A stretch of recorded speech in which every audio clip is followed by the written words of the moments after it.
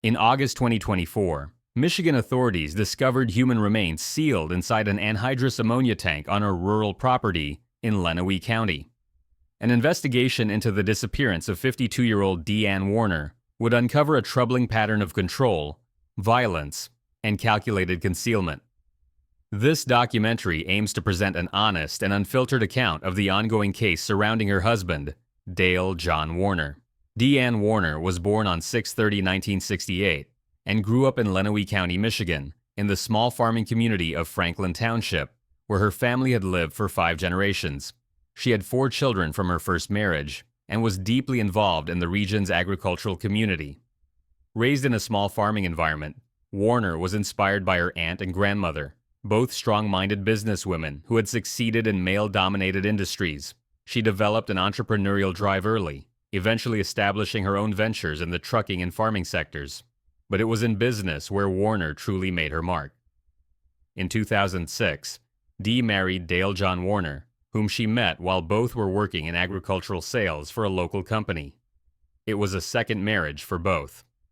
The couple had a daughter together, Angelina, and combined their agricultural expertise to build a business empire that included DDW Investments LLC, a successful trucking company, and a custom fertilizer application business.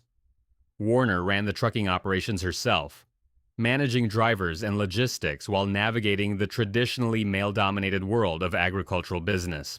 The partnership appeared to offer the empire-building opportunity she had long envisioned. By the time of her disappearance, the couple had been married for 15 years and owned multiple properties across Lenawee County. The relationship was described by family members as toxic. Warner's daughter, Rickel Bach, testified that the marriage consisted primarily of their businesses, with constant arguments over work that drove the couple apart. Dale allegedly used GPS tracking devices to monitor Dee's movements and was accused of stalking behavior. Family members later reported signs of domestic violence, though Warner's brother, Greg Hardy, admitted he had not fully recognized the extent of the abuse at the time.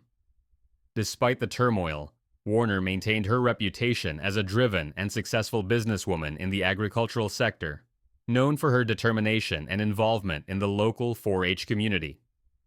On 04/24/2021, Deanne Warner told her daughter she planned to leave Dale. That evening, the couple's 9-year-old daughter, Angelina, was picked up by a family friend at 8:34 p.m. to stay for the weekend. Warner intended to have a discussion with her husband about ending their marriage. According to family members, she had been crying and vomiting with fear in the days leading up to the conversation. The night also involved a business dispute between Dee, Dale, and one of their employees, Todd Neerink. By morning, Warner had vanished.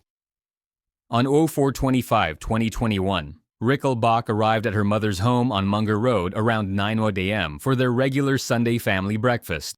Warner was nowhere to be found. Phone calls went straight to voicemail, which family members said had never happened before. Dale Warner told the family he had last seen his wife sleeping on the couch at 6:00 a.m. that morning. He claimed they had argued the night before, but that he had given her a massage on the living room floor and carried her to the couch after she fell asleep. All of Warner's phone activity, bank account usage, and social media posts ceased after the night of 04/24/2021.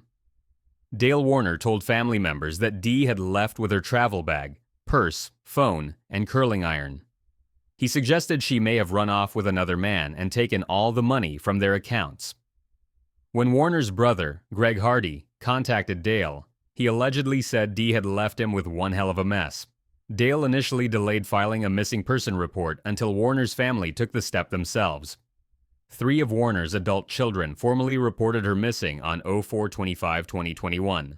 The family reviewed security camera footage from the farm properties to see if any vehicles had arrived to pick Warner up. No evidence of her departure was captured on camera. The Lenawee County Sheriff's Office launched comprehensive searches for Warner. Search teams deployed helicopters, drones, cadaver dogs, and ground-penetrating radar across multiple properties. In October 2021, authorities conducted a 2-day search of Dale Warner's properties using heavy machinery and K-9 units. The only piece of evidence recovered during the extensive searches was a set of keys belonging to Warner. On 08/09/2022, the Michigan State Police officially took over the investigation. Dale Warner was publicly named as a person of interest. He refused to take a polygraph test and declined to share GPS tracking data from the day of his wife's disappearance with investigators hired by the family. Warner's brother, Greg Hardy, spent hundreds of thousands of dollars hiring private investigators to determine his sister's whereabouts. Billy Little, a former military investigator and attorney, was retained to assist the family. The private investigation uncovered evidence of GPS tracking devices Dale had used to monitor Dee. In September 2022, Warner's children and friends filed a petition to have her legally declared dead. The court granted the petition in early 2024, though her body remained missing. On 11/21/2023, Michigan State Police arrested Dale John Warner at his home in Tipton Township. He was charged with 1 count of open murder and 1 count of tampering with evidence in connection with his wife's disappearance. The case represented a no-body homicide, presenting unique challenges for prosecutors. Warner was arraigned on 11/22/2023, with bond set at $20 million. But Warner's body remained missing.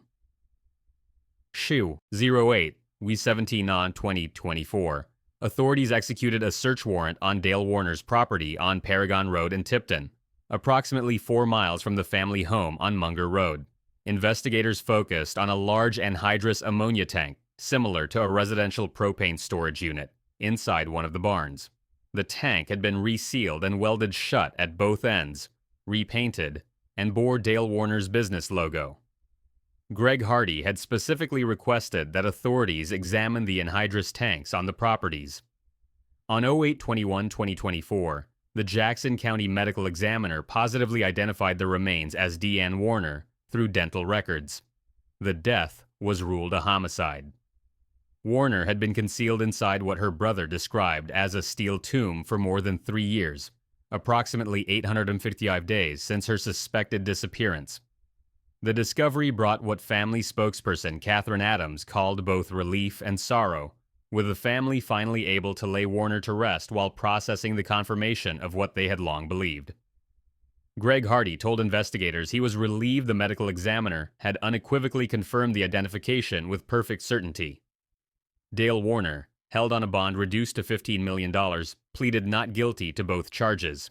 His defense attorney, Mary Chartier, stated that a fair and objective review of the evidence would show Warner did not kill his wife.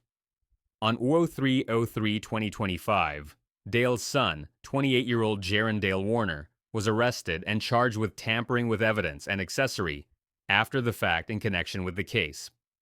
Jaron was arraigned with bond set at $125,000. His preliminary examination was scheduled for 04/04/2025. The charges against Jaron were later dropped by prosecutors. The defense mounted aggressive pretrial challenges. Defense attorneys filed motions to dismiss the tampering with evidence charge, arguing that prosecutors had not presented sufficient evidence during preliminary examination. They also sought to suppress evidence from the tank search, claiming the search warrant affidavit contained false statements. The defense alleged that a detective incorrectly stated Dale was alone at the farm on 04/25/2021, pointing to video surveillance, showing Dee's relatives were also present on the property that day. On 05/30/2025, Judge Michael Olsaver denied the defense's motion for a change of venue. The defense had argued that social media posts, including content about becoming a stealth juror, had compromised the jury pool. The judge concluded that 12 impartial jurors could be found despite publicity surrounding the case. The trial was initially scheduled for 09/02/2025, but was later moved to 01/27/2026 to accommodate defense attorney Mary Chartier's schedule. The trial is expected to last 6 weeks. Investigators believe Dale Warner concealed his wife's body in the dark of night inside a barn that had no security cameras. According to Greg Hardy's description of the alleged process, the tank's end cap was removed, Warner's body was placed inside, and the cap was welded completely shut. The tank was then attached to a chassis, repainted, and marked with Dale Warner's business logo to make it appear like normal equipment. It was stored alongside other tanks in the fleet to avoid suspicion. In May 2023, Warner's children filed a $100 million wrongful death lawsuit against Dale. The lawsuit aimed to prevent him from benefiting financially from any assets connected to Dee's estate. The family also fought for custody of Dale and Dee's daughter in proceedings that ran parallel to the criminal case. In September 2023, Dale was found in contempt of court and arrested for selling off assets that belonged to both him and Dee without authorization from the conservator managing her estate. He was released in October 2023, but remained under legal scrutiny from multiple directions. The case garnered national media attention. NBC's Dateline. Missing in America featured Warner's disappearance in the first season of the podcast. Investigation Discovery's Disappeared aired an episode titled Vanished in the Heartland on 10/05/2022. CBS's 48 Hours broadcast The Nobody Case of Dee Warner on 02/01/2025. The family launched a Justice for Dee campaign to raise public awareness and pressure authorities to act. Throughout the investigation, the community in Franklin Township and surrounding Lenawee County rallied behind Warner's family, offering support and maintaining focus on the search for answers. The family's ordeal had exacted an immeasurable toll. Greg Hardy told investigators that his sister had been a very strong person, likely killed because she believed she could fix Dale Warner. Hardy admitted he had been oblivious to the kind of conduct that takes place in domestic violence situations, having sided with Dale in many of the couple's feuds before realizing the extent of the abuse. The family spent hundreds of thousands of dollars on private investigators throughout the 3-year search. Hardy said he had come to grips with his sister's death long before the discovery, having resigned himself to the reality that she had been killed and her body hidden or destroyed. As Dale Warner awaits trial in January 2026, the legal framework presents 2 possible outcomes. The open murder charge allows the jury to determine the degree of the crime. If convicted of first-degree murder, which requires proof of premeditation, Warner would face a mandatory sentence of life in prison without the possibility of parole. A second-degree murder conviction could result in life imprisonment with the possibility of parole. Prosecutors intend to present evidence of Warner's controlling behavior toward his wife, the inconsistencies in his statements to investigators, and the forensic findings that led to the discovery of her remains. The case has exposed critical vulnerabilities in recognizing and preventing domestic violence in rural communities. Family members, including Hardy, admitted they failed to identify warning signs of abuse until it was too late. Warner reportedly believed she could fix the relationship herself, a pattern commonly documented among victims of domestic violence who face difficulty leaving controlling partners. What are your thoughts on this case and what it reveals about recognizing domestic violence and the challenges of no-body murder prosecutions? Share your perspectives in the comments below.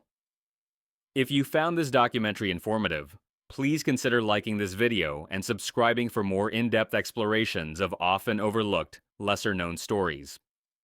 Who else would you like to see us detail next?